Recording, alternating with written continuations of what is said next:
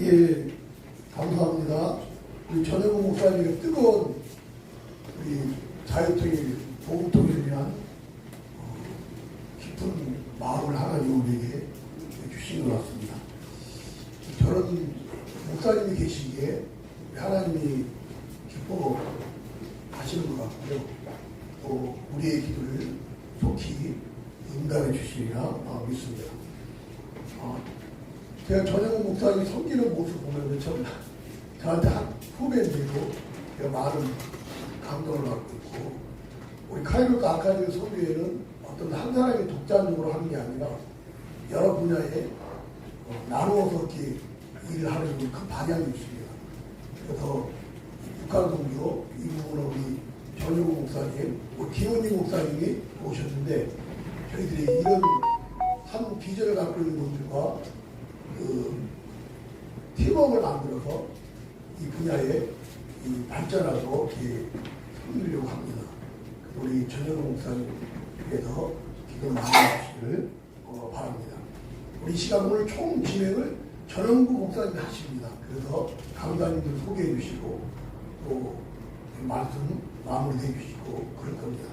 시간 한 1분 정도 오늘 전영구 목사님 통해서 주신 우리 김준구 목사님의 그 민족을 깨우고 우리 통일한국을 꿈꾸게 해주신 선구자적인 그 제자 나갈 때 우리 전영구 목사님을 통해서 오늘 주신 이 마음, 이 통일에 대한 마음, 성경적인 통일, 자유와 생명과 자유시장적 경제적인 그런 통일을 이루는 그런 출발이 되어지고 이 불길이 타오르가여 주시옵소서.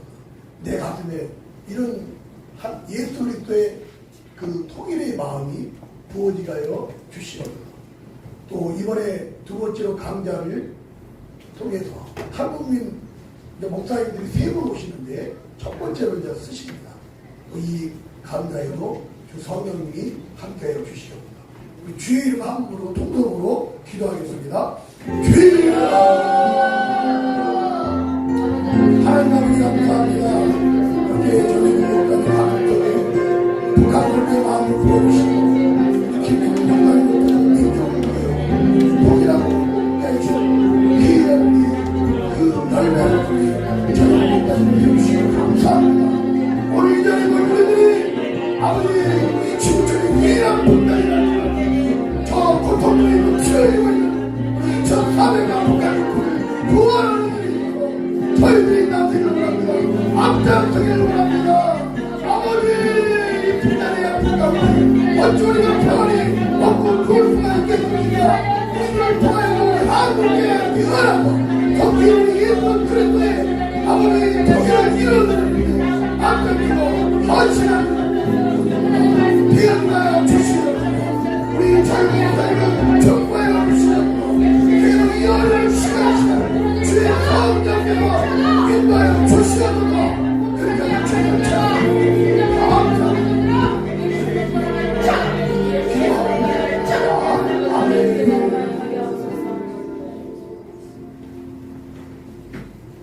다음 강의 진행을 강사님을 소개해 드리겠습니다.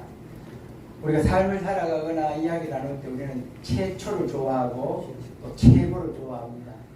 그런 표현을 하면서 뭐 이렇게 와 하고 또 이렇게 또 우리 자랑스럽게 생각하기도 하고 우리가 또 박수를 쳐드리기도 합니다. 우리 강초로 목사님은 우리 남쪽에 오셔서 97년도에 남쪽에 오셨습니다. 그래서 북쪽에 고향을 두고 남쪽에 오신 분 중에서 최초의 목사님이 되셨습니다. 그리고 제일 빨리 교회도 개척을 했습니다. 제가 말씀드리면서 98년도에 총신신대 오래돼 갔다고 말씀했습니다. 그때 북한 사람 모임이라고 거기서 북한을 위해서 기도하는 우리 전도사들 4명이서 조중 변경을 다니면서 첫 도착지가 가야 되잖아요. 비행기 타고 신양을 갔었습니다. 신양의 서탁교회라고 하는 곳에서 거기를 꼭 가봐야 된다 이렇게 하더라고요. 그 담임 목사님 오예은 목사님이라고 이분이 대단한 분입니다. 우리가 가기 전에도 듣고 또 가서도 듣고 이렇게 했다는 것이죠. 그렇게 하면서 어쨌든 그 교회를 가보고 방문하고 그렇게 했다는 것이죠. 이렇게 하면 이런 곳에서 조선정 목사님이 이렇게 영향을 끼치는구나 했었는데 세월이 흘러서 이제 죽어 넘어왔습니다. 강 목사님을 만나 뵀습니다. 강 목사님이 이제 그 전에 94, 5년 정도 뭐 북쪽에서 넘어왔다는 것이죠. 그것에 머물면서 오해의 목사님께서 강 목사님을 직접 챙기고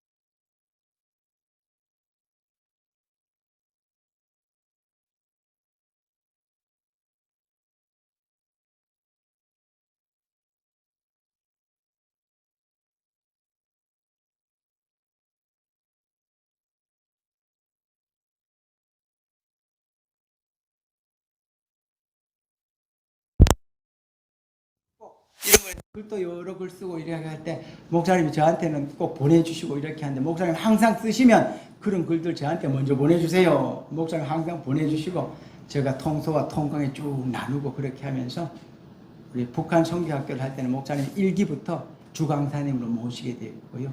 그래서 목사님하고 마음을 나누면서 우리 카이로스 아카데미에서 이 모임을 가질 때 목사님 제일 빨리 모셔야 되겠다 하니까 목사님 기꺼이 마음을 열고 이렇게 달려와 주셨습니다. 목사님을 통해서 우리가 다시 한번 깨닫고 기도하고 하나님 앞에서 우리가 각오를 가지는 그런 시간이 되기를 원합니다. 우리 목사님 나오실 때 하나님 앞에 영광 돌리고 반갑습니다 하는 마음으로 박수 많이 하겠습니다. 할렐루야, 축복합니다. 우리 카이로스 아카데미에 오셔서 또 북한 선교를 위해서 함께 기도하는 여러분들이 있기 때문에 하나님께서 우리의 소원인 통일을 곧 주실 줄로 믿습니다. 말씀 한 구절을 제가 읽어드리고 강의 시작하도록 하겠습니다. 사도행전 1장 8절의 말씀입니다. 오직 성령이 너희에게 임하시면 너희가 권능을 받고 예루살렘과 온 유대와 사마리아와 땅끝까지 이르러 내 증인이 되리라. 아멘. 예, 이제 소개하다시피 저는 북한에서 살다가 우리 자유 대한민국으로 자유로 찾아온 사람입니다. 저는 늘 이런 생각을 해봅니다. 제가 자유를 찾아서 이 대한민국에 왔지만 예수 믿는 사람이 아니었다면은 지금의 내 모습이 어떤 모습이었을까? 이런 생각을 제가 늘 해봅니다. 여러분 잘 아시겠습니다만은 우리나라에 저같이 자유를 찾아오신 분들이 3만 5천 명이 되었습니다. 근데 제가 목회를 하면서 우리 탈북민들을 대부분 만나지 않습니까? 우리 탈북민들을 잘 살펴보니까 예수 잘 믿는 사람과 믿지 않는 사람의 차이는 엄청나더라고요.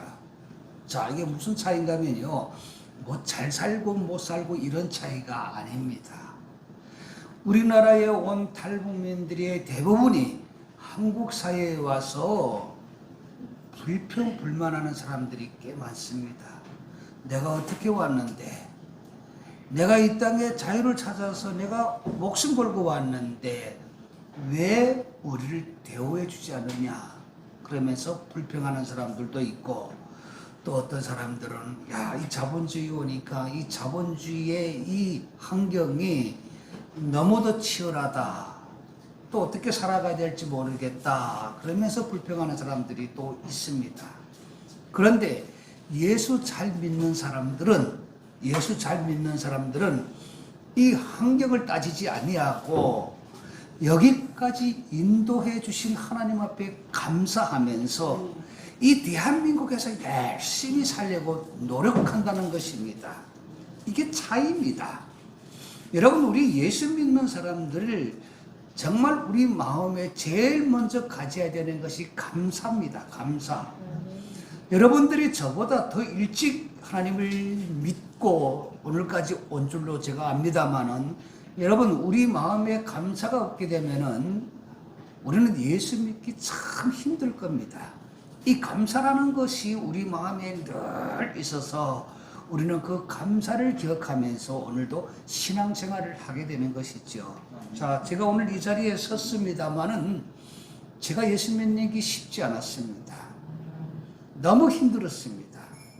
저는 97년에 한국에 왔습니다마는 탈북은 91년에 했습니다. 그래서 중국이라는 곳에 제가 갔는데 거기에 가서 우연히 내가 가고 싶어 간 것이 아니라 우연히 어떤 분을 만났는데 그분을 저를 데리고 간 것이 심양 서탑교회라는 곳이었습니다.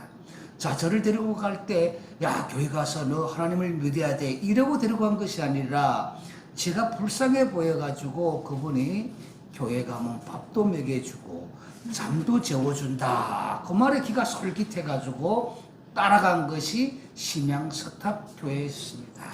그때 그 서탑교회를 담임했던 오해운 목사님 저에게 이 성경책을 제가 북한에서 왔다는 걸 아시고 저에게 이 성경책을 하나 선물로 주면서 하셨던 말씀 주 예수를 믿어라. 그러면 너와 너의 집에 구원을 얻을 것이다. 그리고 이 성경을 열심히 공부하라 그러더라고요.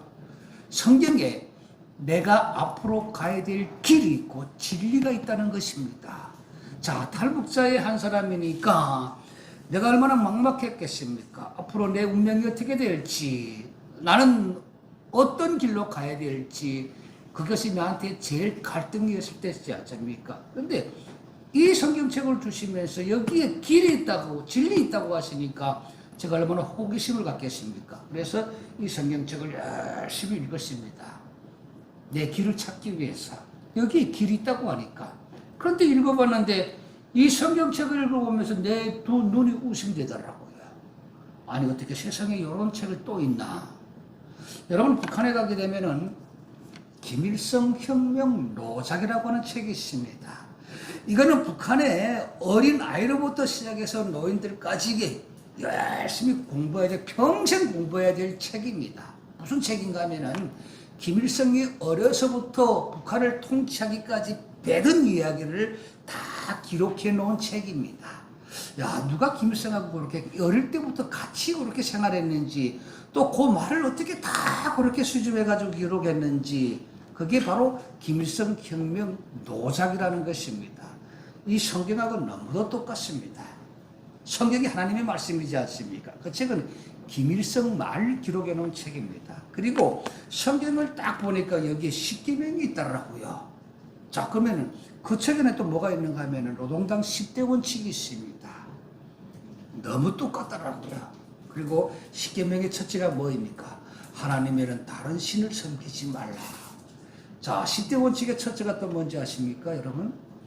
노동당의 김일성 수령과 노동당에는 다른 것을 믿지 말라입니다.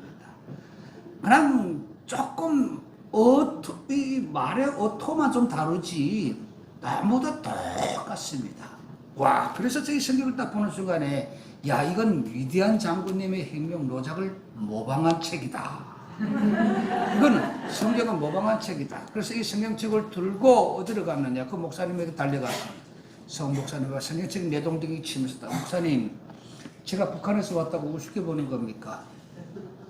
아니 이 책에 내가 앞으로 가야 될 길이 있다고 그래서 읽어봤더니 이게 우리 위대한 장군님의 혁명 노작을 모방한 책이네요. 이런 책을 나도록 공부하라 그럽니까? 김일성에게 속은 것만 해도 억울해 죽겠는데 또 하나님이라는 사람한테 또 속아야 됩니까? 그리고 따졌습니다. 그리고 목사님하고 논쟁하기 시작했습니다. 나를 목사님이 안정시키면서 하셨던 말씀입니다. 너희는 북한에서 속아 살아왔다. 너네 김일성의 혁명 노작이 바로 이 성경을 모방한 책이다. 그러면서 너네 김일성의 어머니 이름이 뭔가 물으시더라고요. 제가 우리 장군님의 어머니 이름이 강반석이지요. 그랬더니 그 목사님이 하시더라고요. 그 강반석이라고 하는 이름은 세상 사람들 쓰는 이름이 아니다. 그 이름은 우리 그리스도인들이 쓰는 이름이다. 그 어머니가 교회 권사였다는 겁니다. 그리고 김일성도 어렸을 적에 자기 어머니가 교회에서 기도하면 했던 모습을 보면서 컸다는 겁니다. 그런 김일성이 교회를 어머니 따라서 교회 다니면서 이 교회의 모든 시스템을 잘 알아가지고 북한을 통치하는데 우리 지금 이 기독교의 모든 시스템을 북한에다가 적용을 해서 지금 북한이 완전히 사이비 종교 집단화됐다는 것입니다. 야, 그런데 그 말을 들었는데 이해가 안 되더라고요. 이해가 안 되더라고요. 자, 그리고 목사님이 너는 반드시 하나님을 믿어야 된다 그러는데 나는 하나님을 믿어야 될 내 의미를 찾지 못했습니다. 자, 그리고 성경을 무조건 공부하라 그러는데 여러분, 이 성경이라는 것은요, 믿는 사람들에게는 진리고 그리고 하나님의 말씀이지만 믿지 않는 사람이 성경을 보는 게 얼마나 곤욕스러운지 아십니까? 자, 제가 믿음이 없으니까, 내 안에 믿음이 없으니까 이 성경을 보는 게 너무 곤욕스러웠습니다.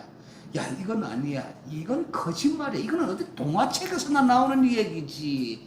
아니, 어떻게 하나님이 사람도 흙으로 빚어가지고 거기에다 혼을 넣으니까 사람 인간이 됐다고 그러고, 그리고 이 세상 모든 걸 하나님이 창조했다고 여기 나오는 창세기를 보니까, 야, 이거는 어느 정말 옛날 옛적에 나오는 그런 얘기지. 이걸 어떻게 믿어야 되는가? 그래서 그 목사님하고 계속 싸웠습니다.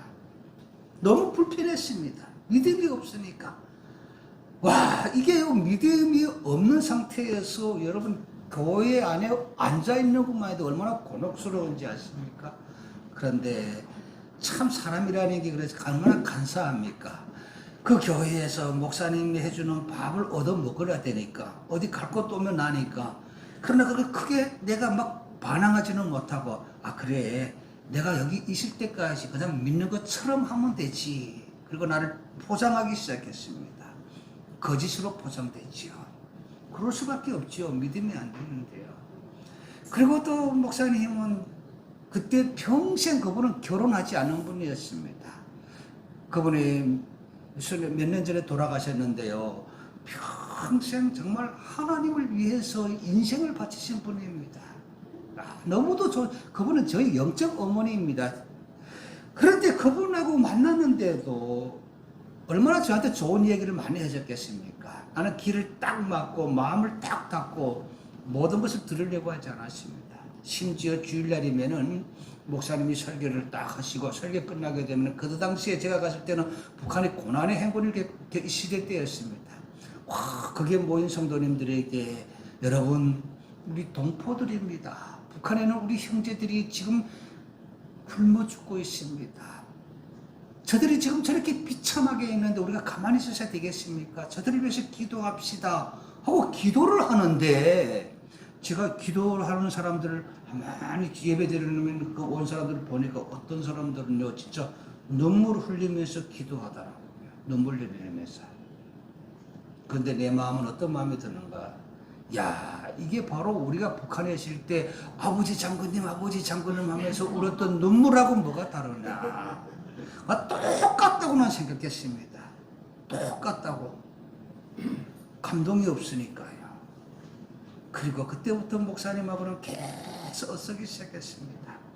나는 그 목사님의 집에서 목사님이 해주는 밥을 얻어 먹으면서도 목사님을 진실로 믿으려고 하지 않고 목사님 말씀도 받아들이려고 하지 않았습니다. 가짜라고 생각했기 때문에, 또 한 번 하나님 앞에 속는다고 생각했기 때문에, 북한에서 속은 것 같이 또 철저하게 속는다고 그런 마음이 있었기 때문에 믿는 게 너무 힘들었습니다.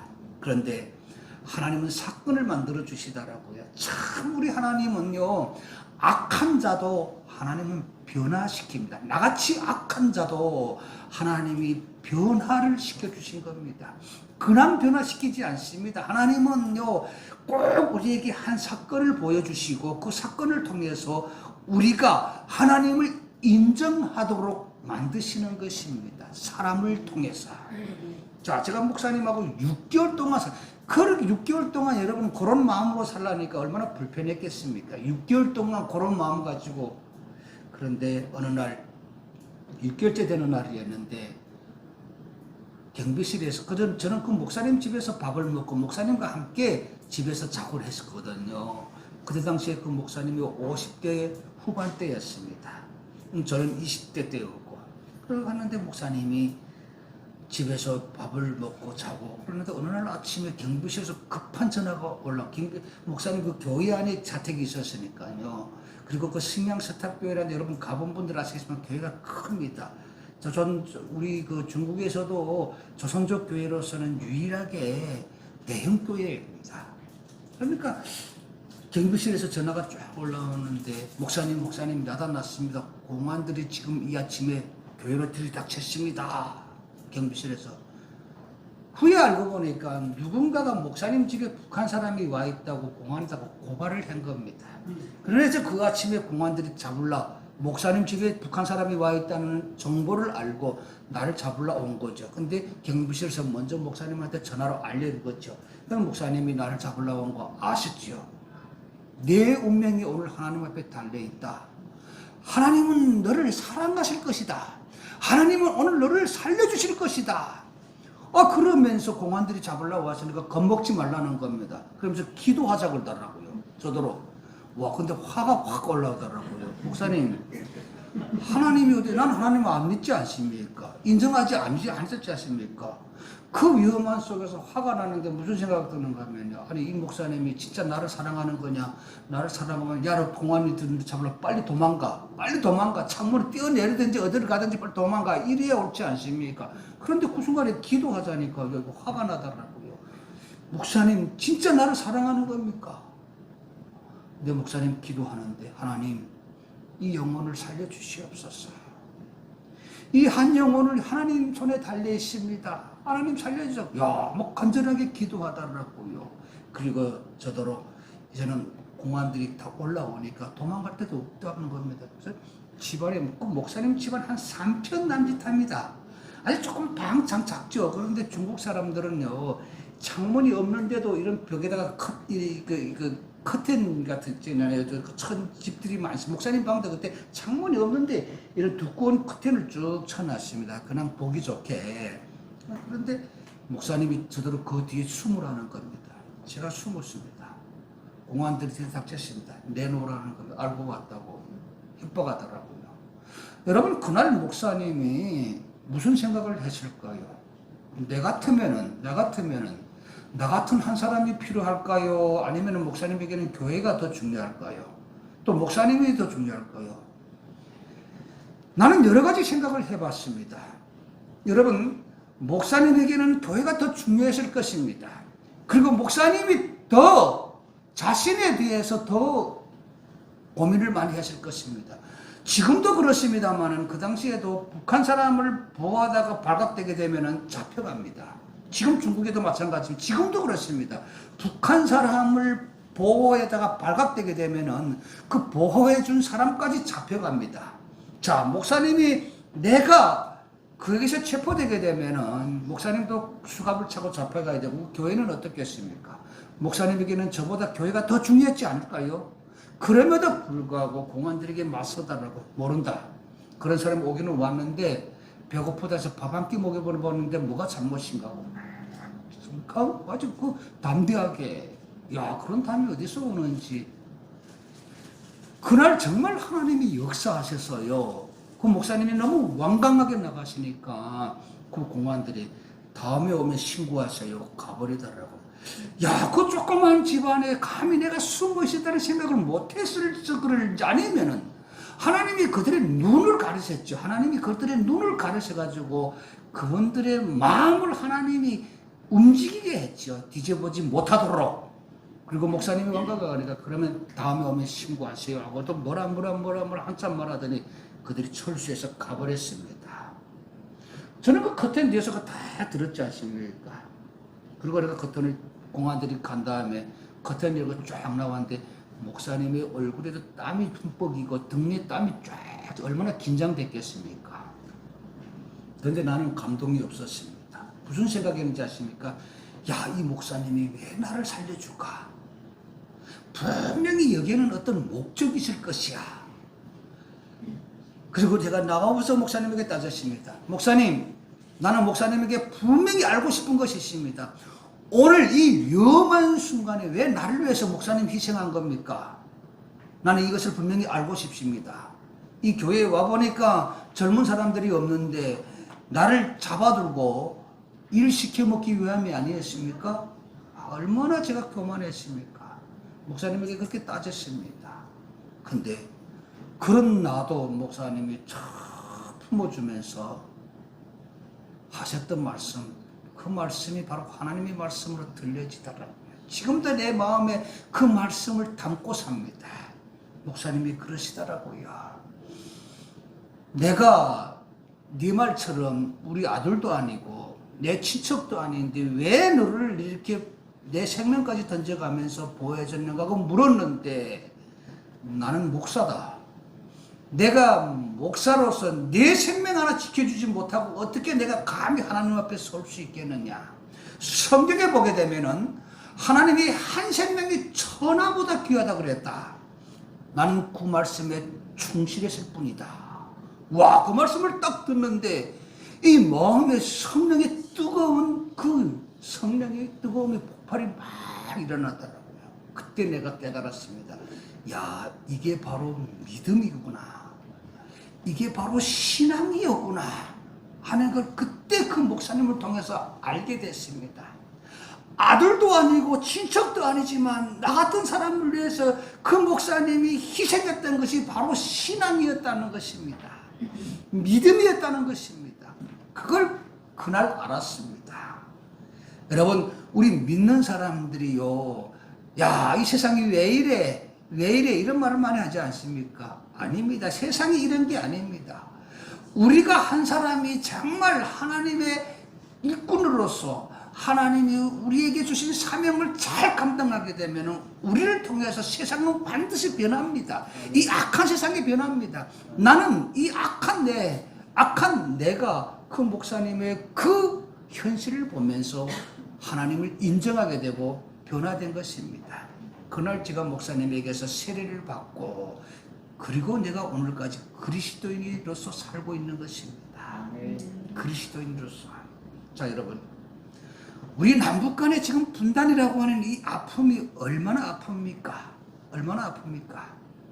제가 한국교회에 와보니까 우리 한국교회 거의 대부분 교회들이 그러더라고요. 목사님들, 장로님들, 권사님들 대부분이 다 그러더라고요. 야, 이 정치 때문에 우리가 지금 통일 안 되는 거야. 이 정치를 바로 해야 되는데 이 정치하는 것들이 정치를 잘못해가지고 우리가 통일이 안 된다고 그렇게 모든 걸 정치에게 다 이렇게 떠맡기더라고요. 그런데 저는 그렇게 보지 않습니다.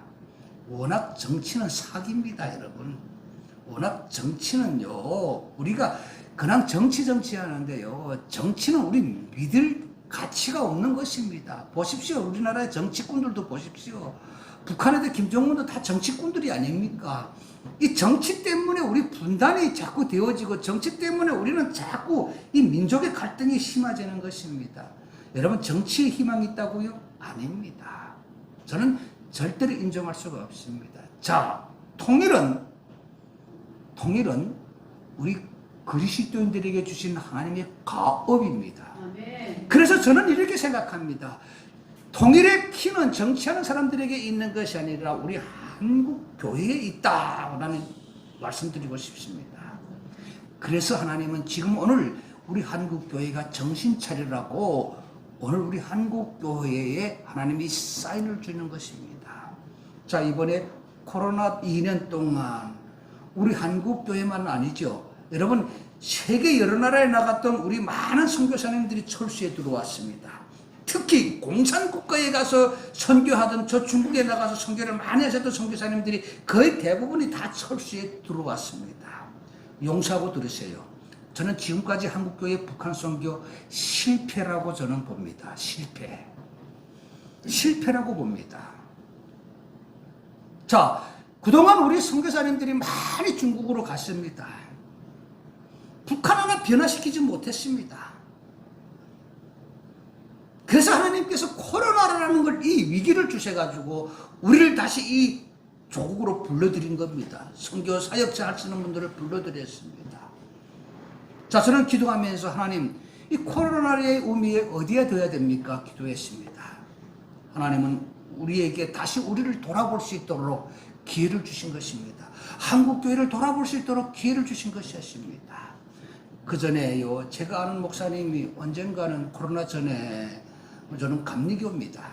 우리 감리교는 연회라는 것이 1년에 한 번씩 합니다. 그러면 그때마다 특히 대형교회 목사님들이 연회 기간 때에 나오셔가지고 자기 교회가 1년 동안 사역했던 사역들을 보고하고 또 해외 선교했던 그 선교 사역들을 이제 보고를 하죠. 대부분 대형교회 목사님들이 자랑을 많이 하더라고요. 우리 교회는 1년 동안 어느 지역 세계에 나가서 어느 나라에다가 교회를 세웠습니다. 뭐 30개, 40개 교회를 세웠습니다. 막 자랑하더라고요. 저는 언젠가 그 이야기를 딱 들으면서 이런 생각을 해봤습니다. 우리 한국교회 세계 나가서 아무리 선교를 많이 한다고 한들 하나님이 기뻐하실까? 지금 우리 민족이 지금 아픔을 겪고 있는데, 그것도 동방의 예루살렘이라고 했던 평양의 우상이 지금 잡고 있는데, 평양을 성도 무너져 있는데 그걸 회복하지 못하면서 우리가 지금 세계에 나가서 선교를 많이 한다고 자랑하는데 하나님이 과연 기뻐하실까? 그 생각을 제가 해봤습니다. 여러분, 저는 항상 우리 한국교회가 잊지 말아야 될 것이 있다고 저는 말씀드리고 싶습니다. 뭔가? 북한입니다. 북한이 회복돼야 됩니다. 자, 오늘 내가 이제 본문 말씀을 읽어드렸는데요. 오직 성령이 우리에게 임하게 되면 우리가 권능을 받고 예루살렘과 유대와 사마리아와 땅끝까지 이르러 그리스도의 증인이 된다고 했지 않습니까? 저는 처음에 이 말씀을 잘 이해를 못했습니다. 그리고 또 어떤 분들이 저대로 그러더라고요. 목사님, 북한이 땅끝입니다. 그래서 우리는 땅끝을 위해서 기도해야 됩니다. 그런 분들이 꽤 많았습니다. 여러분들 속에서도 북한이 땅끝이라고 생각해 분들이 꽤 많았을 것입니다. 그래서 저는 맞아, 북한이 땅끝이구나. 그래서 하나님, 저 땅끝 북한을 빨리 회복시켜 주십시오. 그런 기도를 많이 했습니다. 어느 날 하나님께서 나에게 너의 고향 평양이 왜 땅끝인가 하고 물은 그 물음이 저한테 언젠가 딱 생기더라고요. 그때 제가 정신을 바짝 차렸습니다. 그때 이 말씀이 내 머리에 딱 들어오더라고요. 우리가 권능을 받게 되면은, 여러분, 성령이 우리에게 임하게 되면은 예루살렘과 유대와 사마리아와 땅끝까지 이르러 그리스도의 증인이 된다 그랬습니다. 자, 왜 예루살렘을 제일 앞에다 놨을까요? 여러분, 한번 생각해 보십시오. 땅끝과 사마리아와 유대와 예루살렘에 이르러 그리스도의 증인이 될 것이다. 이렇게 한번 여러분들이 읽어보십시오. 말씀을. 문맥이 안 맞습니다. 분명히 오늘 이 말씀에는 예루살렘을 제일 앞에다 놨습니다. 예루살렘과 유대와 사마리아와 땅끝까지 이르러 그리스도의 증인이 된다는 말씀이 무슨 의미일까요? 자, 그 당시에 예루살렘이 어떻게 되었습니까? 예루살렘의 성이 다 무너져 있었습니다. 그들은 다 포로로 잡혀갔습니다. 오늘 이 말씀을 우리가 깊이 우리가 해석해야 될 것은, 예루살렘의 성이 회복되게 되면은, 예루살렘이 먼저 회복되게 되면은, 여러분, 예루살렘이 회복되게 되면 유대와 사마리아와 땅끝까지 이르러 그리스도의 증인이 된다는 말씀이 아닐까요? 자, 그러면 우리 한국교회 오늘 한번 생각해 봅시다. 여러분, 저 평양이 먼저 회복돼야 됩니다. 동방의 예루살렘 평양. 우리나라의 선교사님들이 초처에 들어왔을 때에, 서양 선교사님들 들어왔을 때에 대한민국에다 먼저 교회를 세웠습니까? 아닙니다. 북한 땅에다가 먼저 교회를 세웠습니다. 그래서 북한을 동방의 예루살렘이라고 부르는 것이지요. 오늘 우리 한국교회 이 사명을 다시 깨달아야 됩니다. 이 사명을. 자, 우리 북한에서 오신 탈북민들이 많이 불안해합니다. 여러분, 정치적으로 해석하지 마세요. 우리나라는 좌우가 있어가지고 정권이 딱 바뀔 때마다 탈북민 정책도 완전 180도 달라집니다.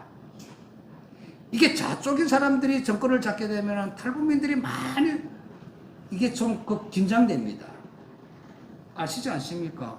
그럼 살겠다 온 사람들도 막 잡아 보내는데, 대한민국으로 왔던 사람들도 가, 북한으로 도로 가, 잡아 보내는데 우리가 얼마나 긴장되겠습니까? 그리고 또 우리나라의 정치 형식을 보십시오. 이 통일의 원점이 없습니다. 통일에 대한 어떤 기본적인 개념과 그리고 통일에 대한 어떤 확실한 방향이 없습니다. 그냥 우리나라는요, 그냥 평화 통일이라고 하는 아주 요런 그 정치적인 그런 용어를 만들어가지고 계속 해놓지. 평화, 통일, 평화, 통일, 평화, 통일. 참 평화가 노래나 부른다고 해서 오면 얼마나 좋겠습니까? 여러분은 평화는 노래나 부른다고 해서 올까요? 아닙니다. 우리는 북한이라고 하는 근본을 들여다봐야 됩니다. 그리고 북한을 잘 알아야 됩니다. 그리고 대안과 전략을 가지고 준비를 해야 됩니다. 특히 교회가 대안과 전략이 없기 때문에 지금까지도 이렇게 한국교회가 복을 받았음에도 불구하고 하나님이 우리가 꿈꾸고 우리가 원하는 저 통일을 주지 않는 것이라고 나는 생각합니다. 주지 않는 것이라고. 자, 모르겠습니다. 제 생각입니다. 용서하고 들으세요. 선교사님들도 많이 우리 중국에 가셨고, 또 이제 뭐 지금에 며칠 전인가 우리 30년 한중 수교가 30년 해가 되었다 그러더라고요. 올해가. 자, 30년을 돌아가 봅시다. 얼마나 많은 대한민국 사람들이 돈 싸들고 중국 가서 돈 번다고 중국에 얼마나 많이 갔습니까? 제가 중국에서 한국에 오기 전에도 제가 한국의 기업가들이 몇 명 안 사람들이 있습니다. 지금 한국에 오는데 그분들이 참 어렵게 삽니다. 제가 그분들을 만나면 그러다, 아니 사장님 돈 번다고 중국에 가시는데 왜 뭐 돈 못 벌고 왔습니까? 그분들 하는 말입니다. 야 목사님, 내가 공산주의 국가를 갈 때 공산주의를 좀 약간 공부라도 하고 좀 알고 가야 됐을 걸 전혀 모르고 간 것이 내가 실패의 원인입니다. 그러더라고요. 여러분 중국 사람들이 한때 우리나라 사람들 돈 싸고 들어갈 때 사장님 사장님 하면서 얼마나 한국 사람들을 반겼는지 아십니까? 한국 사람이 세 사람의 길을 가는데 누군가 뒤에서 사장님 하게 되면 다 돌아보는 그게 바로 우리 한국 사람들이었습니다. 그리고 우리 한국 사람들이 옛날에 중국에 얼마나 많이 갔습니까? 많이 갔습니까? 그런데 어떻습니까? 사업에서 돈 번다고 갔던 사람들이 다 망한 것이 아니라 망하지 않았습니다.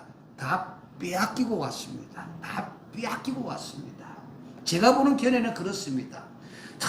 이 중국 사람들이 중국 공산당이요 우리나라 사람 사업가들 들어갈 때 사장님 어서 오십시오. 그때는 납작 엎드렸다가 이 공장이 다 세워지고 생산물이 왁왁 나오고 할 때부터는 딱 180도 달라집니다. 쫓아보내기 시작합니다. 그 공장을 뺏기 위해서. 그래서 우리나라 사람들 다 빼앗기고 왔습니다. 여러분 이런 실패가 왜 오는지 아십니까? 우리는 공산주의를 공산당을 너무 쉽게 생각했다는 겁니다. 우리가 민주주의, 우리 그 나라도 민주주의를 알겠지. 우리가 같은 나라겠지. 아닙니다. 이게 실패의 원인입니다. 자, 우리가 지금 통일이 그렇습니다. 그래 언젠가 우리가 같이 평화를 어떻게 만듭니까? 자, 물어봅시다. 우리가 지금 평화 하는데 김정은이 저 안락한 권력을 내려놓을까요, 여러분? 얼마나 저 큰 권력입니까? 우리나라도 뭐 정치하는 사람들 보십시오. 야당 여당 보십시오. 한 자리 하나 해먹겠다고 얼마나 서로 싸웁니까? 이 자리 때문에 싸우는 게 아닙니까? 치열하게. 자기가 조명받고 자기가 지도자의 위치가 서기 위해서 정치는 치열하게 싸웁니다. 내려놓지 못하지 않습니까? 우리나라 현실도 그렇지 않습니까? 그런데 여러분, 우리가 김정은하고 통일한다고요? 김정은이 그 권력, 그 안락한 권력, 그 통치 권력을 내려놓을까요? 안 내려놓습니다, 야. 그래서 무엇을 해야 될까? 우리는 신앙의 힘을 빌려야 됩니다. 하나님을 우리는 믿고 하나님과 함께 저 세상을 변화시켜야 되는 것입니다. 그런데 그걸 우리가 지금 못하고 있는 것입니다. 여러분 좀 근본적으로 우리 그리스도인들이 알았으면 좋겠습니다. 우리 그리스도인들도 평화의 노래, 평화통일 하는데요. 이게 잘못된 것입니다. 평화는 복음을 통해서 옵니다.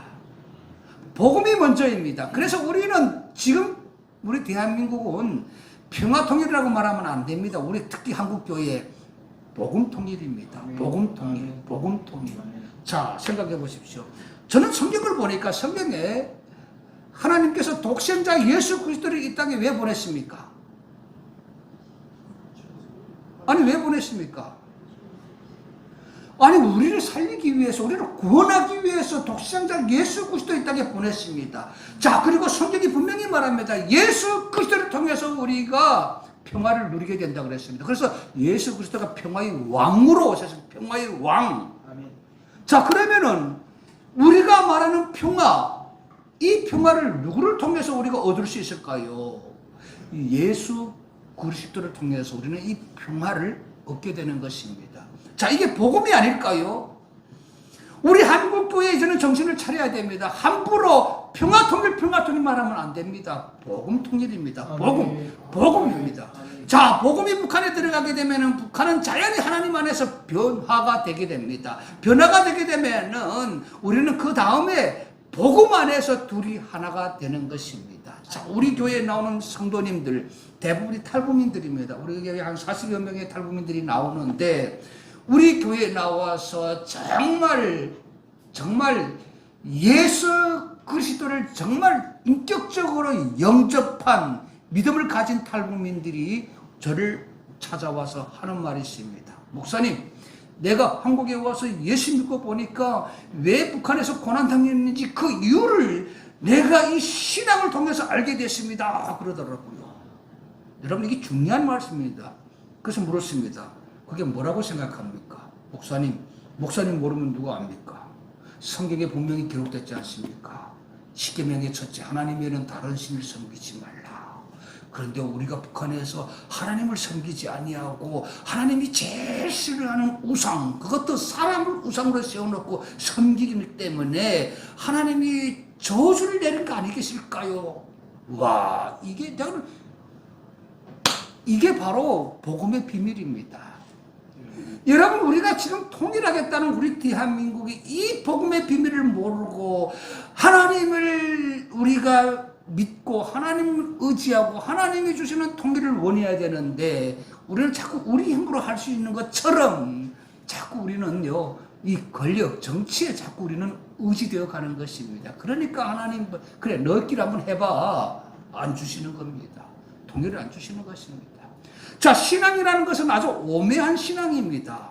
믿음은 아주 확실한 믿음이 있죠. 자, 저는 제 자신을 보니까 제가 아직도 완성된 사람이라고 말씀드리기는 힘듭니다. 저도 인간이기 때문에. 그런데 제가 보니까, 제 자신을 보니까 예수 믿고 제 근본이 바뀌었습니다. 근본이 바뀌었습니다.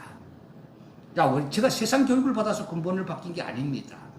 자, 우리나라에 대해서 교육이 얼마나 많습니까? 세상 교육을 아무리 잘 받았다고 해도 여러분, 사람의 근본은 바뀌기 힘듭니다. 자, 정치하는 사람들이 공부 못한 사람들입니까? 우리보다 공부를 더 많이 한 사람들입니다. 그런데 근본이 바뀝니까? 안 바뀝니다. 그런데 신앙은 우리가 근본을 바뀌게 합니다. 하나님의 말씀은 우리의 근본을 바뀌게 하는 것입니다. 그래서 예수 믿게 되면 우리 근본이 바뀌어지는 겁니다. 우리 근본이 바뀌어집니다. 자, 바뀌어지니까 하나님의 사명을 위해서, 하나님이 주신 사명을 위해서 생명 걸게 되는 것입니다. 생명을 걸게 되는 것입니다. 저는 우리 탈북민들 하는 이야기에 귀를 기울였으면, 아, 맞아, 바로 이거다. 우리는 북한을 불쌍하게 여기지만 저 땅에 저주받았다는 걸 쉽게 우리는 말하려고 안 합니다. 저주받았습니다. 왜? 하나님을 안 섬기니까요. 인간이 동상을 세워놓고 그 인간에게 절하게 하니까 하나님이 저 땅을 저주 내리신 것이죠. 그래서 저주받은 땅입니다. 자, 저 저주받은 땅을 우리가 회복하려면 무엇을 해야 될까요? 돈 많이 퍼준다고 해서 저 저주받은 땅이 회복될까요? 아닙니다.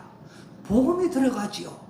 신앙이 들어가야지요. 그래야지 저 땅이 회복되는 것입니다. 이 일을 우리가 해야 됩니다. 해야 되는데 하지 않는 것이, 그것이 문제라는 것입니다.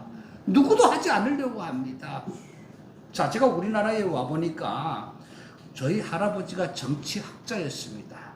그래서 저더러 어릴 적에 저에게 하신 말씀이 있습니다. 우리 할아버지가 김일성을 비판했다고 해가지고 북한에서 김일성을 비판한 죄로 처형당했습니다.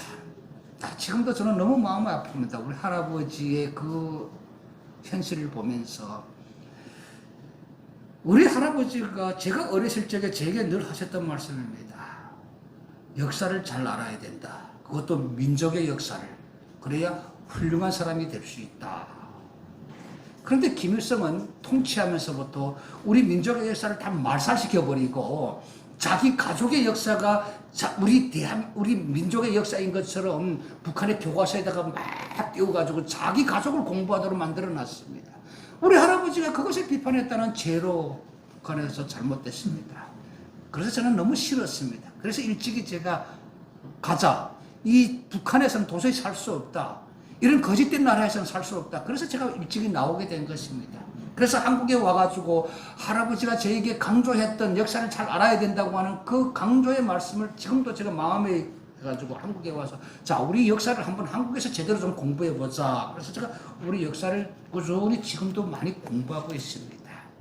그런데 우리 역사를 공부해 보니까 뭐 반만년의 유구한 역사라고 말합니다만은 제가 반만년의 유구한 역사까지는 알고 싶지 않습니다. 깊이 알고 싶지는 않습니다. 자, 우리나라의 현대사 100년의 현대사만 봐도 이 100년의 현대사 속에서 여러분 우리가 제일 주목해 봐야 될 게 뭔지 아십니까?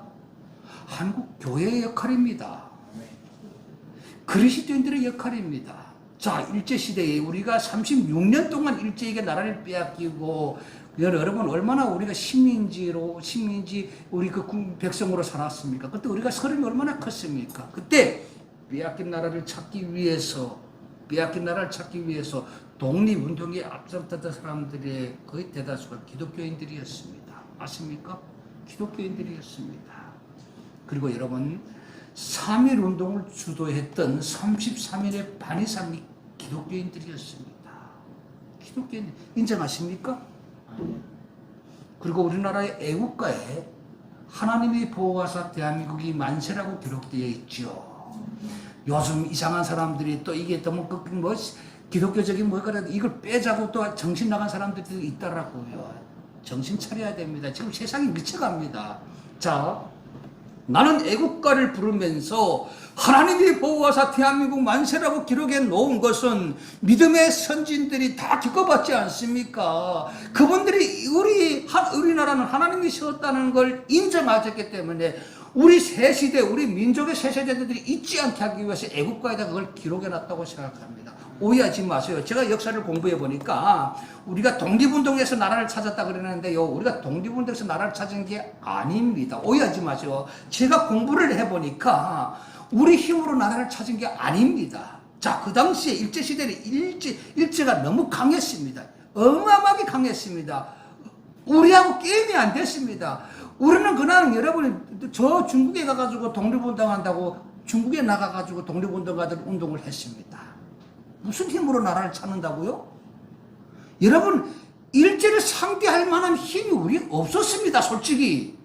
자, 그런데 우리 어떻게 해방됐습니까? 여러분, 하나님이 하셨습니다. 누굴 움직였습니까? 미국이라는 강대국을 움직여가지고 우리에게 빼앗긴 나라를 하나님이 찾아주신 것입니다. 인정하십니까? 역사를 바로 공부해 보십시오. 우리 힘으로 나라를 찾은 게 아닙니다. 일본의 항복이 미국이 원자탄을 투하하면서부터 일본이 항복했지 않습니까? 그래서 우리는 덤으로 우리는 해방을 맞이한 것입니다. 자, 이걸 그냥 하나님이 하셨을까요? 아닙니다. 우리 민족을 사랑하신 하나님께서 우리나라의 해방을 하나님이 그렇게 주도하시고 하나님이 미국을 움직여가지고 해방을 주신 것입니다. 이걸 안 우리 여러분 믿음의 선진들이 야, 우리나라는 하나님이 지켜주신 것이야. 그래서 애국가에다 나는 기록해놨다고 생각합니다.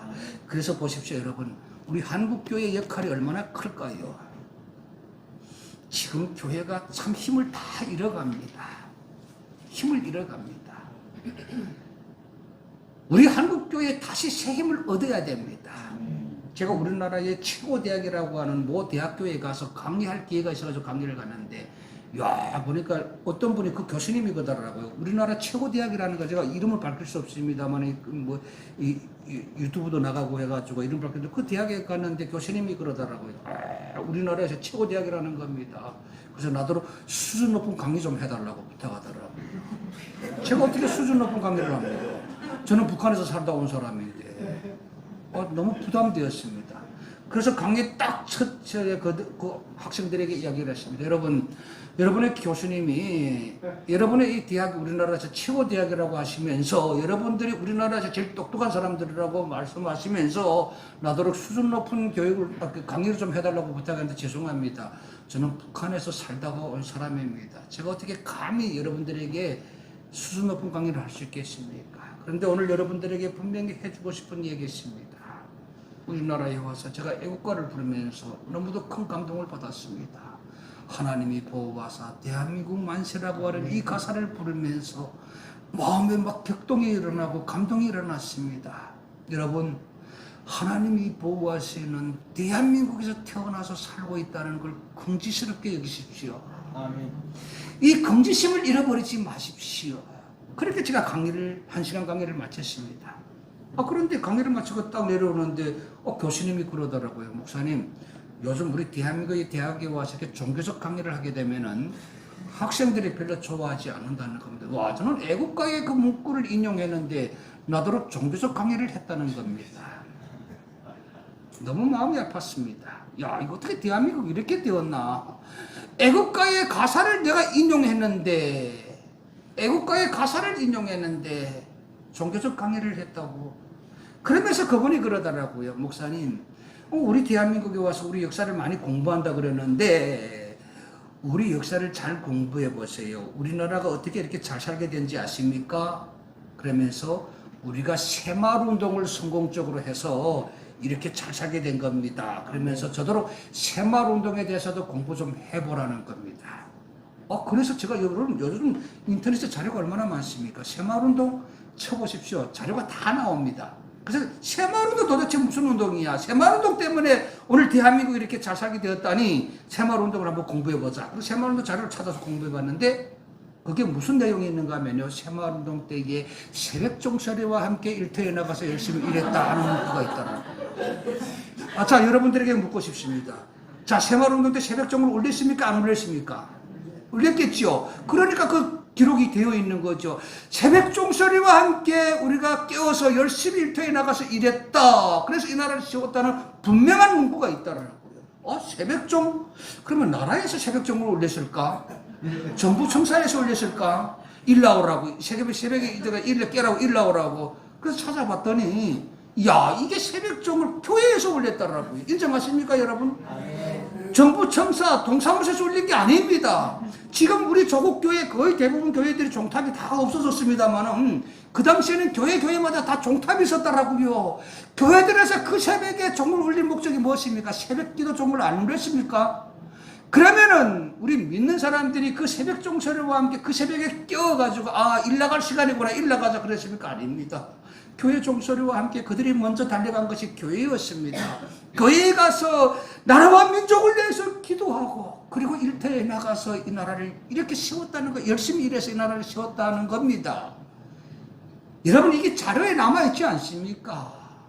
그래서 저는요, 새마을운동도 우리 대한민국의 건국에 큰 역할을 한 것만 사실인데 이 새마을운동의 거의 대부분을 주도했던 사람들도 기독교인들이었다는 겁니다. 그리고 교회의 역할이 어마어마하게 컸다는 겁니다. 그 새벽에 종을 울려서 사람들을 깨우고 그리고 나라에 위해서 이 나라의 건국을 위해서 달려나가게 했고 그 일을 교회가 역할을 한 것입니다. 그런데 요즘 우리 조국교회가 그런 역할을 하고 있습니까? 못합니다. 여러분, 우리 한국교회 다시 정신을 차려야 됩니다. 정신을 차려야 됩니다. 우리가 이 통일이라고 하는 것, 이 통일은 우리는 영적 감각으로 이 통일을 우리는 구상해 나가야 됩니다. 영적 소관입니다. 또 영적 싸움입니다. 통일은. 그래서 이건 한국교회의 사명입니다. 나는 한국교회의 손에 통일의 키가 있다고 장담합니다. 자, 독일 통일을 한번 살펴보겠습니다. 많은 분들이 그러더라고요. 야, 독일은 시대를 잘 만나가지고 운이 좋게 일찍 통일되었다 하고 이야기하는 사람들이 많습니다. 여러분들도 그렇게 생각합니까? 여러분, 독일 통일을 한번 잘 공부해보고 누군가가 저에게 독일 통일에 대해서 한번 공부해보라고 조언을 해가지고 제가 독일 통일을 열심히 공부하고 있습니다. 그런데 제가 독일 통일에 대한 자료를 쫙 찾아보면서 한 가지 아주 특이한 통일운동을 목격하게 됐습니다. 무슨 운동인가 하면요, 프라이카이프 운동입니다. 프라이카이프 운동. 아직도 통일되었는데 이 운동이 그렇게 잘 알려지지 않았습니다. 독일이 통일된 지 지금 수십 년이 지났는데도 아직도 이 통일운동이 많은 사람들에게 알려지지 않았어요. 왜? 비밀 통일 운동이었습니다. 이 프라이 가입 운동은 그 당시에 서독이었던 통일 운동, 비밀 통일 운동이었습니다. 무슨 운동이었는가 하면요, 소독 교회들과 소독 민간 단체들이 연합을 해가지고 돈을 어마어마하게 모금을 했더라고요. 돈을. 그런데 그 모금한 돈을 어디다 갖다 줬느냐? 동독, 그 당시에 가난한 동독에다 갖다 퍼줬습니다. 우리도 평화통일 하면서 세금을 얼마나 많이 북한에 갖다 줍니까? 우리처럼 그렇게 퍼준 겁니다. 근데 우리하고 분명히 다른 점이 뭐냐? 우리는 공짜로 줬죠. 우리는 공짜로 주죠. 그들은 공짜로 주지 않았습니다. 절대로 공짜로 주지 않았습니다. 그 어마어마한 돈을 그 동독에다가 프라이 가입 운동하면서 퍼주고 그들이 분명한 대가를 서독으로 가지고 갔는데 그 대가가 뭐였느냐? 그 당시에 동독 감옥에 갇혀있던 그리스도인들, 공산국가에서 여러분 그리스도인들이 얼마나 가시였겠습니까? 그러니까 그 예수 믿는 사람들을 그 당시에 다 감옥에 가다였는데 그 사람들과 정치범들이 몸값으로 그걸 지불해 준 겁니다. 몸값으로 지불해 주고 그들을 서독으로 데리고 간 것입니다. 아이러니하게도 그때 돈 주고 데리고 간 사람들의 숫자가 34,000명입니다. 우리 지금 들어와 있는 탈북민 숫자하고도 아이러니하게도 거의 비슷합니다. 자, 그러니까 그게 무슨 운동이었습니까? 사람 살리는 운동, 생명 살리는 운동이었습니다. 자, 그들을 데려다가 뭘 했느냐? 야, 우리가 너희들이 돈 지불하고 데리고 왔으니까 이제는 이 민주주의 국가에서 너희들이 열심히 잘 살아. 방치하지 않았습니다. 그들을 교회들이 다 품었습니다. 서독 교회들이. 그리고 그들에게 뭘 가르쳐 주느냐? 여러분, 자유에 대한 가치를 가르쳐 줬습니다. 자유에 대한 가치. 여러분, 이 자유에 대한 가치라는 것이 무엇인지 아십니까? 여러분, 요한복음 8장 32절의 말씀에 보게 되면은 진리가 너희를 자유케 할 것이라는 말씀이 있습니다. 진리가 너희를 자유케 할 것이다. 자, 그런데 이 말씀에서 진리가 무슨 진리를 말할까요? 그리스도의 진리가 아닐까요? 다시 말해서 복음이 아닐까요? 나는 복음이라고 생각합니다. 그래서 그 소독 사람들이, 그 동독 사람들을 데려다가 그 사람들에게 이 요한복음 8장 32절의 말씀, 진리가 너희를 자유케 할 것이라고 하는 이 진리의 가치를 그들에게 알려준 것입니다. 자, 그들이 이 신앙을 통해서, 말씀을 통해서 이 진리의 가치를 알면서 자유에 대해서 눈뜨기 시작했습니다. 우리는 정치가 우리를 자유케 하는 줄 알았는데, 정치를 통해서 우리가 자유를 얻을 줄 알았는데 이게 아니었구나. 그리스도의 진리, 이 그리스도의 진리 안에서 우리가 진짜 자유를 얻을 수 있구나 하는 걸 그들이 알게 된 겁니다. 이 비밀을 그들은 알게 됐습니다. 그리고 그때부터 그 탈동독인들이 34,000명이나 되는 그 탈동독인들이 뭘 했는가 하면요, 다양한 비밀 루트를 통해 가지고 다양한 비밀을, 또 지금 우리나라에 들어온 탈북민들도 다양한 북한하고 내통하는 다양한 루트가 있습니다. 아시죠, 여러분? 돈도 보내고 전화도 통화하고 지금 다양한 루트가 있어요. 이런 비밀 루트, 이런 다양한 비밀 루트를 통해 가지고 그 탈동독인들이 자기 고향, 자기 가족에게 이 가치를 알게 해준 겁니다. 진리가 우리를 자유케 한다. 진리가 우리를 자유케 한다. 그래서 그때부터 동독 사람들이 이 마음에 이 자유에 대한 열망이 막 끌어올리기 시작했습니다. 아, 진리, 그리스도의 진리, 이 진리 속에서 우리가 자유케 되는구나. 그 동독 사람들의 마음에 이 열광이 막 이기 시작했습니다. 자, 그때 하나님께서 어떤 사건을 만들어줬습니다. 다 하나님의 섭리 속에서 이루어진 것입니다. 사람이 한 것이 하나도 없습니다. 우리가 볼 때는 야, 저 그 동독에 참 시대를 잘 만나가지고 운이 좋게 통일다. 아닙니다. 다 그 밑에는요, 그들의 꾸준한 복음의 여러분 노력들이 있었다는 겁니다. 자, 그때 어떤 사건이 일어났습니까? 동독의 한 지도자가 서방의 언론을 끌어들여가지고 뭘 했으면 자기네 나라도 자유를 허용한다는 마치 자랑하기 위해서 했지 않습니까? 서방 언론을 끌어들여가지고 이제부터 우리도 여행의 자유를 허용할 것입니다. 이 말을 딱 했는데 이게 TV에 확 나갔지 않습니까? 동독 TV에. 자, 그랬을 때 동독 사람들, 특별히 동베를린 사람들이 TV를 통해서 그걸 딱 들으면서 뭐라 했어요? 아, 자유다! 하고서 그들이 확 일어났습니다. 이게 역사적 자료에 나오지 않습니까? 이게 자료에 나와 있습니다.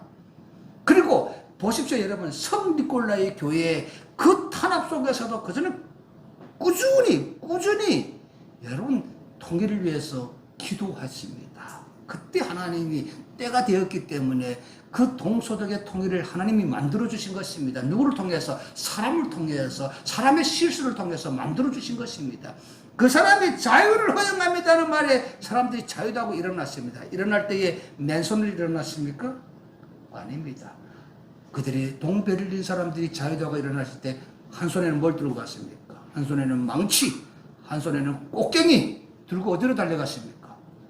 베를린 장벽으로 달려갔습니다. 그래서 동베를린 사람들이 자유다고 하며 치면서 그들이 손에 망치, 손에 꽃갱이를 들고 무너뜨린 장벽이 바로 동베를린 장벽이 아니었습니까? 그 장벽이 무너지면서 통일된 것입니다. 그러니까 누가 통일시켜준 것입니까? 그들이 스스로 통일을 만들어간 겁니다. 동독 사람들이 스스로, 서독 사람들은 꾸준히 이 진리에 대한 가치를 그들에게 알려주었고, 이 진리를 통해서 깨어나게 된 그들의 손으로 장벽을 무너뜨려서 그들은 통일을 만들어 갔다는 겁니다. 와, 얼마나 멋진 통일입니까? 자, 우리는 왜 이런 통일을 못 만들어 갑니까? 우리는 왜 이런 통일을 못 만듭니까? 뭐 피 흘림 없는 전쟁, 하나님 피 흘림 없는 전쟁을 주시옵소서, 가당치 않은 소리 하지 마십시오. 피 흘림을 우리가 각오를 해야지요. 피 흘림을 각오를 해야지요. 복음을 위해서는 피 흘림을 각오해야 됩니다. 그런데 우리가 보십시오. 우리는 그냥 우리는 지금 복음보다도 우리는 평화라고 하는 이 거짓 천동에 속아가지고 우리는 다 들떠 있습니다. 하나님 보시기에 가당치 않는 것이죠. 여러분, 우리는 바로 이런 통일을 만들어 가야 됩니다. 그래서 이 나라에 온 탈북민들이 35,000명의 탈북민들이 하나님이 그런 독일에서 일어났던 통일을 만들어 주시기 위해서 우리를 이 땅으로 보내준 것입니다. 우리를 밥이나 얻어먹으라고 보내주신 하나님이 아닙니다. 여러분, 6만 개의 한국교회가 있답니다. 6만 개의 한국교회. 35,000명 되는 탈북민 하나 키우지 못합니까? 저들을 키워야 됩니다. 저같이 부족한 사람들 보십시오. 위대한 우리 대한민국의 교회가 나 같은 한 사람을 신학을 공부하게 하고 목회자를 키워놓으니까 제가 뭘 합니까? 사역을 하는 게 아니겠습니까? 여러분, 이런 사역을 우리 한국교회가 할 수 있도록 탈북민들을 키워야 됩니다. 이 나라에 온 탈북민들이 하나님의 군사로 준비되게 되면은 우리를 통해서 저 독일 통일 같은 통일을 얼마든지 할 수가 있습니다. 여러분, 저는 장담합니다. 내가 장담합니다. 자, 우리나라에 들어온 탈북민들을 우리 한국교회가 잘 저같이 목회자로 잘 키워가지고 북한 선교에 전념하게 하게 되면은 우리가 이 독일처럼 여러분 다양한 비밀을 통해가지고 북한에다가 복음을 집어넣습니다.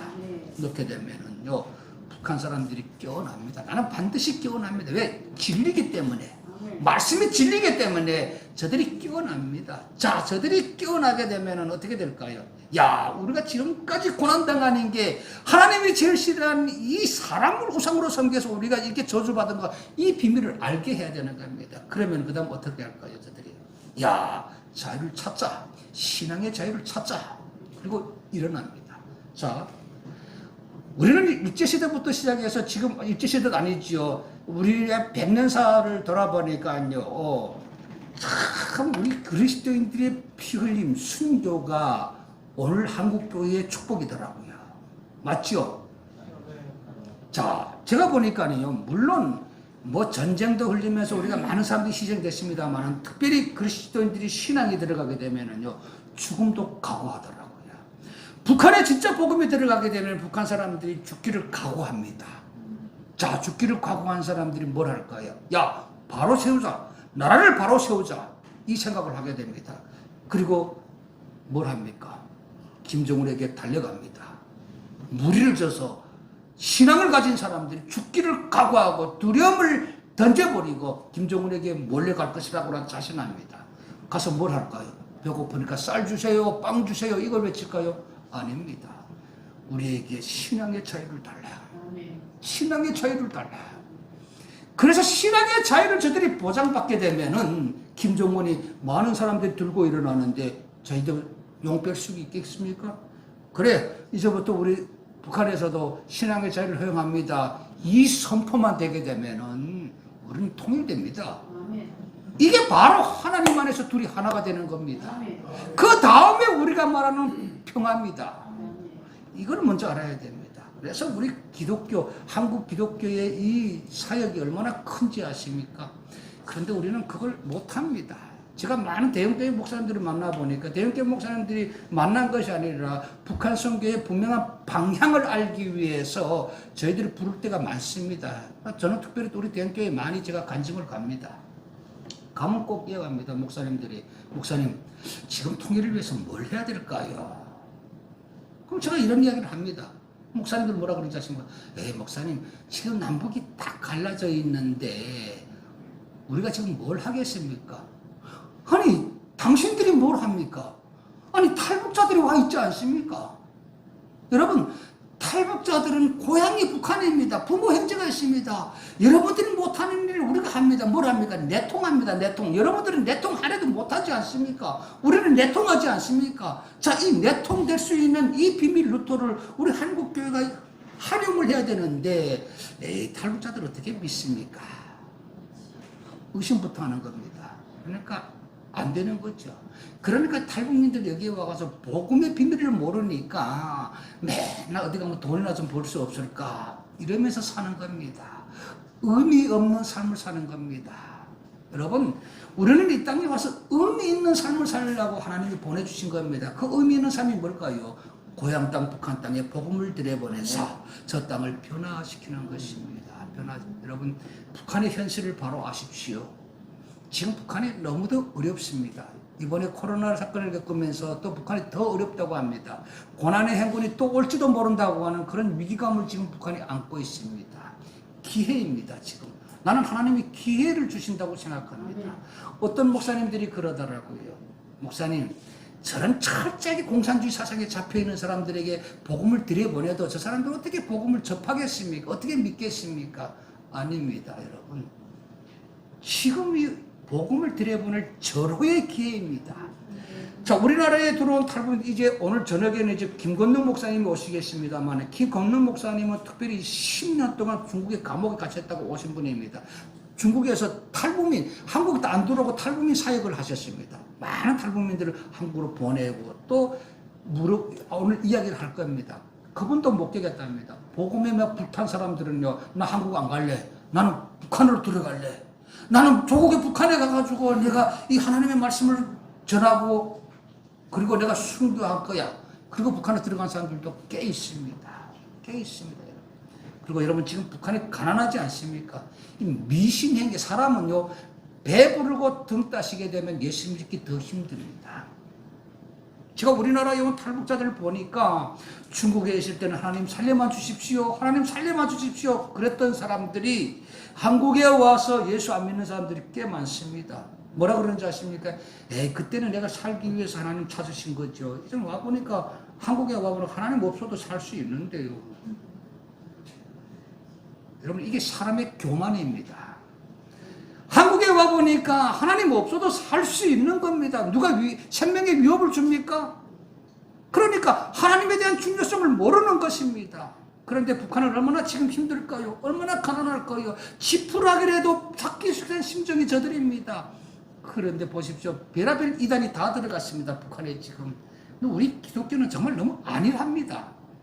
심지어 요즘 북한에서 어떤 일들이 일어나는가 하면 이제 너무 힘드니까 별의별 미신 행위가 다 일어납니다. 여러분, 정말 우리 한국교회가요, 이제는 북한 사회를 들여다볼 수 있는 영적 안목이 있어야 됩니다. 그리고 정신 차려야 됩니다. 우리 지역에, 제가 우리 북한에 있는 고향 지역하고 내통하면서 들은 얘기인데요. 우리 지역에 있는 한 간부가 자전거를 하나 산 겁니다. 북한에서는 자전거가 우리나라의 자가용 비슷합니다. 자전거가 제일 중요한 수단이면 교통수단이거든요. 그러니까 자전거를 하나 간부가 샀는데 자전거를 고장나지 말고 오래 타야 되지 않겠습니까? 자전거 타가지고 자전거를 걸고 제일 먼저 수리소에 가가지고 좀 기름도 칠해주고 해야 되지 않겠습니까? 그런데 그 자전거 또 어디 간지 아십니까? 점쟁이 집에 찾아가는 겁니다. 점쟁이. 야, 내 자전거를 하나 샀는데 이 고장 안 나게 좀 오래 탈 수 있도록 좀 점을 좀 쳐달라고. 그러면 그 점쟁이가 중국에서 들어온 문화거든요. 간부리 아무 동지 걱정하지 마세요. 내가 이제 여기다 빨간 끈 하나 달아줄 테니까 이걸 달아놓게 되면 이 가정거 고장나지 않고 오래 탈 수 있다고. 그리고 중국 문화에서 들어온 거거든요. 빨간 끈 자전거에다 딱 매달아놔. 이걸 계속 달고 다니면은 고장 안 나고 오래 탄다고. 미신행위 아닙니까?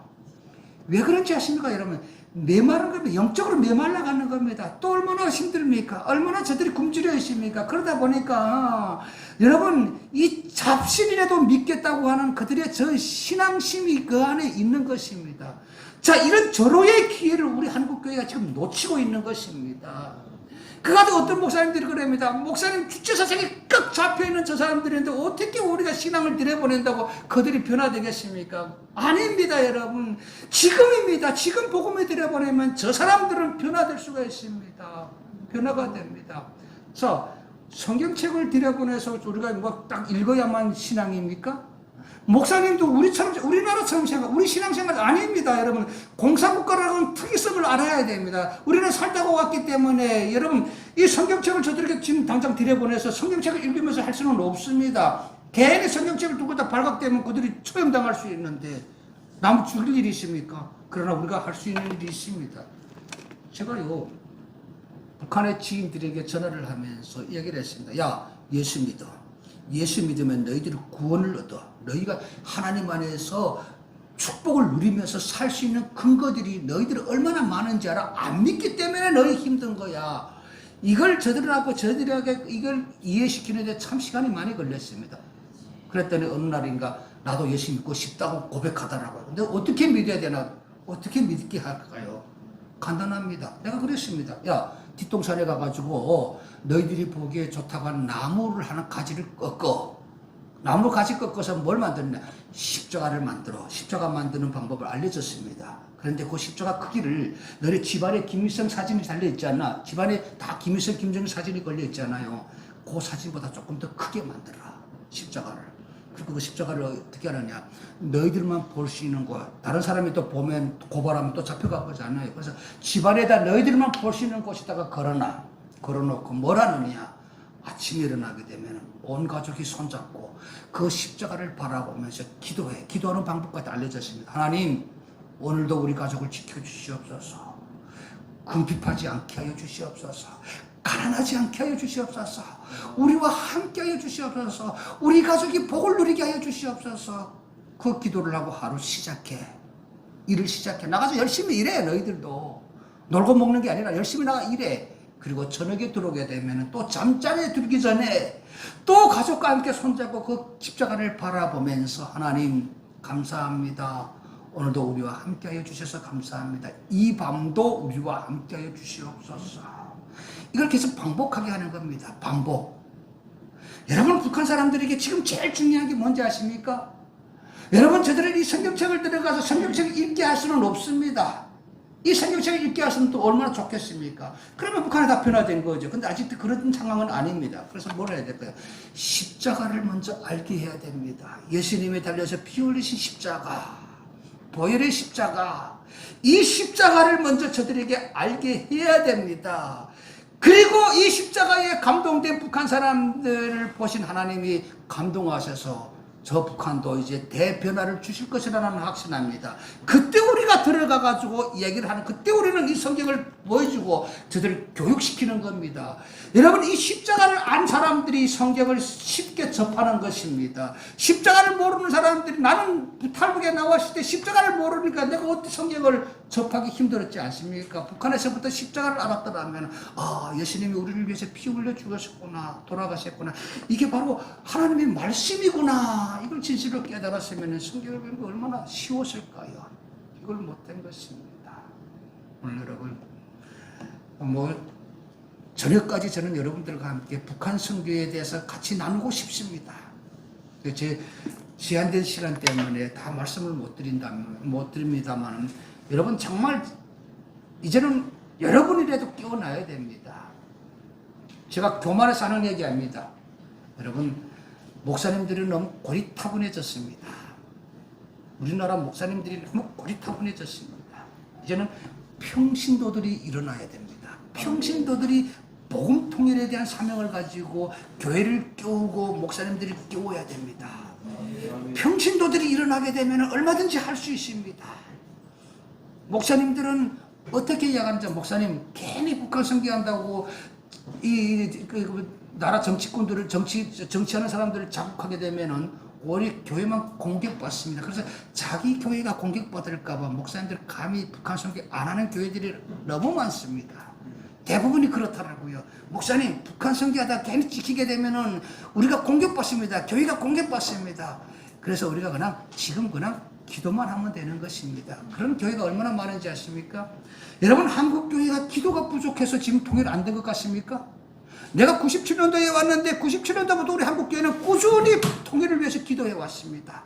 우리가 얼마나 기도 많이 해 왔습니까? 여러분, 많은 분들이 우리가 기도가 부족해서 아직도 통일이 안 됐다고 말하는 사람들이 있어요. 나는 그렇게 생각하지 않습니다. 기도를 이제는 이만큼 하면 됩니다. 이제부터는 뭘 해야 되는지 아십니까? 행동해야 됩니다. 행동. 기도를 했는데 행동하지 않았기 때문에 우리는 아직도 통일을 맞이할 수 없는 것입니다. 지금 하나님이 원하시는 것은 행동하기를 원하는 겁니다. 한국 교회가 행동하고 한국의 그리스도인들이 행동하기를 원하는 것입니다. 행동이 무엇입니까? 삶에 옮기는 것이 아닙니까? 삶의 실천이 아닙니까? 그런데 우리는 그냥 기도하자. 이게 아주 인해배했습니다. 어느 교회에 가가지고 목사님들하고 말씀하면, 목사님 북한을 살려야 됩니다. 탈북민들을 살려야 됩니다. 그러면 목사님 기도합시다. 하나님이 다 하십니다. 이게 너무 쉽게 나옵니다. 맞습니다. 하나님이 다 하십니다. 그런데 우리가 하지 않는데 하나님이 하십니까? 우리가 깨닫지 못하는데, 우리가 행동하지 않는데, 우리가 그 사역의 복음의 우리가 행동을 하지 않는데 하나님 하신다고요? 아닙니다. 하나님은 우리를 깨우시는 하나님이십니다. 우리가 깨웠다면은, 여러분, 깨어났다면은 우리는 행동을 해야 됩니다. 행동을. 여러분, 이제 북한 선교는 행동입니다. 여러분, 이제 오늘 이 강의를 잘 들으시고 정말 이제는 북한 선교, 이 민족을 살리기 위해서 원하는 여러분 되시기를 바랍니다. 오직 성령이 너희에게 임하게 되면 너희가 권능을 받고 예루살렘과 유대와 사마리아와 땅 끝까지 이르러 그리스도의 증인이 되리라. 나는 이렇게 읽고 싶습니다. 오직 성령이 우리에게 임하게 되면은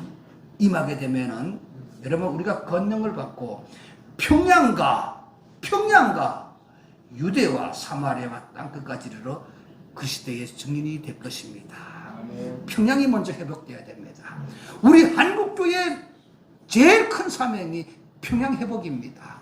세계 여러 나라에 가서 교회 사는 것보다 더 중요한 게 저 평양에 무너진 저 성을 회복하는 것입니다. 그러면 우리 민족은 세계에도 나가서 크게 쓰임받을 줄로 믿습니다. 지금 중국이 G2랍니다. G2죠, 중국이. 우리가 G2가 될 수가 있습니다. 여러분, 이 사역을 잘 감당하게 되면은 우리 대한민국을 하나님이 G2로 세워주셔서 세계에 나가서 영향력을 끼치게 할 것입니다. 그러려면은 평양이 제일 먼저 회복돼야지요. 우리가 통일되어야지 희망이 생기는 것입니다. 통일되어야지 우리가 하나님의 큰 어마어마한 축복을 받을 수 있는 것입니다. 이 말씀만 들고 마치려고 합니다. 한국에 처음에 오니까 설악산이 우리나라에서 제일 아름다운 산이라 그러더라고요. 설악산은 한번 가봐야 된다고. 단풍도 보고 설악산 얼마나 웅장한 산인지. 그래서 제가 한번 우리 목사님들과 같이 간 지역이 있습니다. 설악산에 자주 갑니다. 또 북한을 위해서 기도하기 위해서도 설악산에 딱 가보니까 내가 본 설악산은 우리 대한민국에서는 제일 높은 산을 직접 모르죠. 내가 본 산은 북한에 있을 때 우리 집 뒷동산 같이 보여줍니다. 용사고 들으세요. 뒷동산 같이 보여줍니다. 북한에 어마어마한 아름다운 산들이요, 설악산 대비 못합니다. 여러분 아시지 않습니까? 금강산, 묘양산, 칠보산, 여러분 얼마나 아름다운 산들이 많은지 아십니까? 자, 여러분, 통일 비용을 그렇게 걱정하는데 통일 비용 걱정하지 마세요. 관광만 우리가 북한의 그 하나님이 주신 그 대자연의 그 아름다움, 여러분 그 자연 그 관광 개발만 잘 해도 우리나라요 먹고 삽니다. 나는 그렇게 봅니다. 샌프란시스코에 갈 일이 있어가지고 갔는데 뭐 해안가가 멋있다고 해서 목사님 차를 태우고 쫙 구경시켜 주더라고요. 저는 그걸 보면서 무슨 생각을 해요? 야, 우리나라 동해안보다 더 못하다. 나는 그렇게 생각했습니다. 우리나라 동해안 다 보십시오, 여러분. 얼마나 절묘한 여러분 그 아름다운 그 상들이 많은 데, 특히 북한 쪽에 그걸 이제 잘 개발하면은 야, 세계 여러 나라 사람들이 우리나라로 몰려올 겁니다. 그 사람들에게 우리는 뭘 합니까? 복음을 증거하는 겁니다. 가지 않고 들어오는 사람들에게 복음을 증거할 수 있는 대한민국이 될 줄로 믿습니다. 아멘. 오늘 여러분, 오늘 하루 우리 탈북민들이 이제 또 여러분이 와서 강의를 합니다만은 그분들의 강의 한마디 한마디를 잘 들으시고 이제는 행동하는 여러분 되시기를 축원합니다. 아멘. 기도하겠습니다. 좋으신 하나님 아버지, 우리 대한민국을 사랑하는 애국의 정신을 가진 그리스도인들이 이 자리에 모였습니다. 하나님, 우리의 기도를 들으시고 우리가 이제 곧 행동하여서 우리가 저 북한을 변화시키는 하나님의 주역이 되게 하여 주시옵소서. 오늘 마치는 시간까지 함께 하셔서 오늘 이 자리에 하나님의 크신 은혜가 넘치는 자리가 되게 하여 주시옵소서. 예수님의 이름으로 기도드렸습니다. 감사합니다.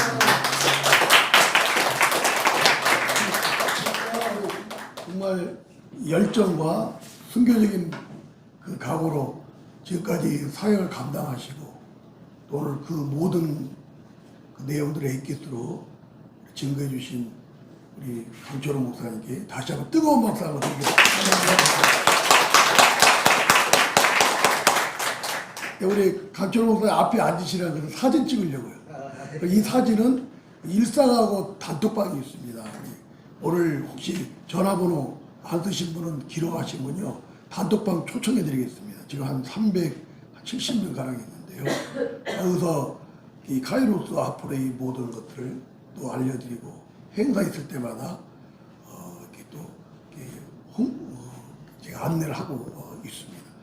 혹시 또 지난번에 동영상을 이렇게 강사 위주로만 찍었는데 다 끝나고 질문하려고 막 여기 이렇게 몰려왔더라고. 거기서 사진이 찍혔는데 한 분이 초상권으로 저를 고발할 위기가 있으니까 빼달라고 이런 분도 있더라고요. 혹시 사진이랑 또 그런 초상권을 주장하기를 원하는 분은 뭐 끝까지 강의 다 듣고 집에 가시면 되겠습니다. 저는 그런 걸 두려워하지 않습니다. 근데 이제 오늘은 또 특별히 탈북민들 혹시 이제 계시는 가운데 얼굴을 원치 않는 분은 이렇게 사진 찍을 때 얼굴을 가린다든지 이렇게 하시면 될 것 같습니다. 한 1년 합심해서 기도하겠습니다. 우리 복음만이 통일을, 건강한 통일, 정말 제대로 된 통일이라고 볼 수 있습니다.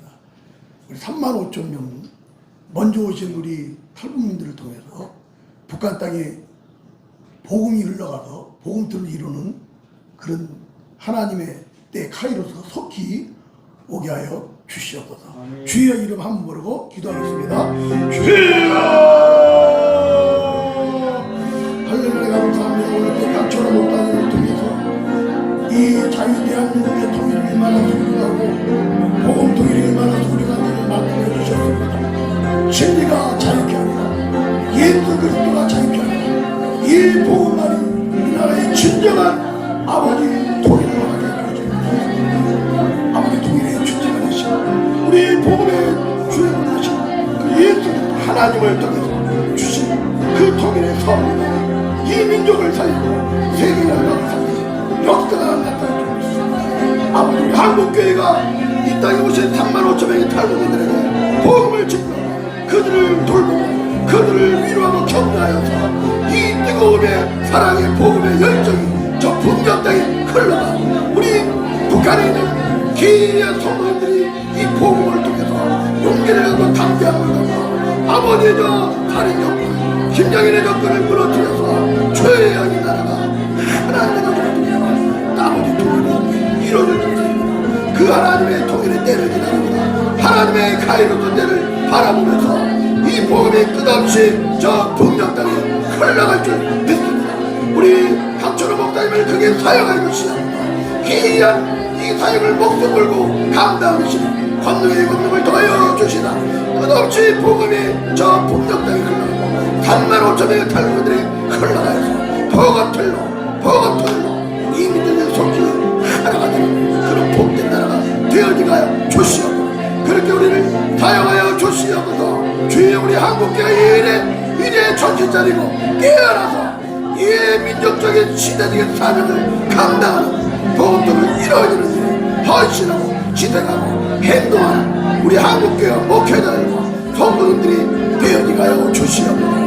오 우리의 기도를 주신 주님을 찬양합니다. 감사합니다.